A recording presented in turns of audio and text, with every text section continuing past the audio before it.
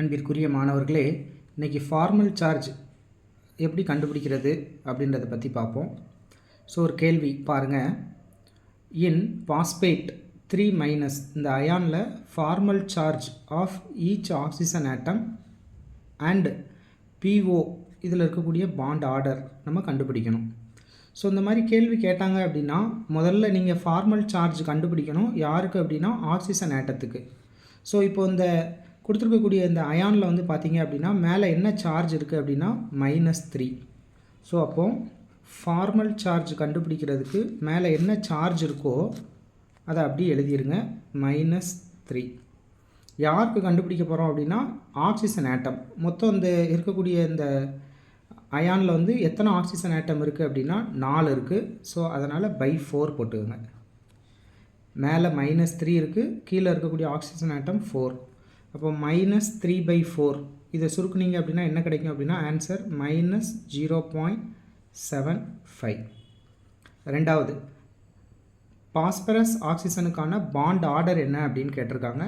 So இப்போ பார்த்தீங்க அப்படின்னா பாஸ்பரஸினுடைய வேலன்ஸ் எலக்ட்ரான் 5, ஆக்சிஜனுக்கு 6, மொத்தம் 4 ஆக்சிஜன் இருக்கனால 24, இங்கே ஒரு 5, அப்போ 29, மேலே ஒரு 3 எலக்ட்ரான், மொத்தம் 32 எலக்ட்ரான் இருக்குது.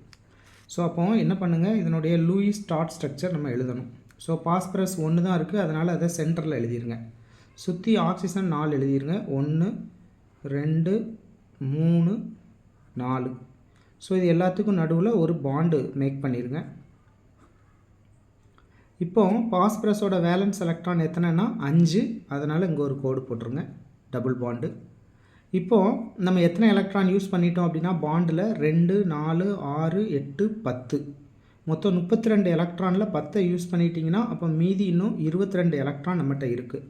ஸோ அப்போ 1 2 3 4 5 6, 1 2 3 4 5 6, 1 2 3 4 5 6. அதே மாதிரி இங்கே 3 18 19 20 21 22.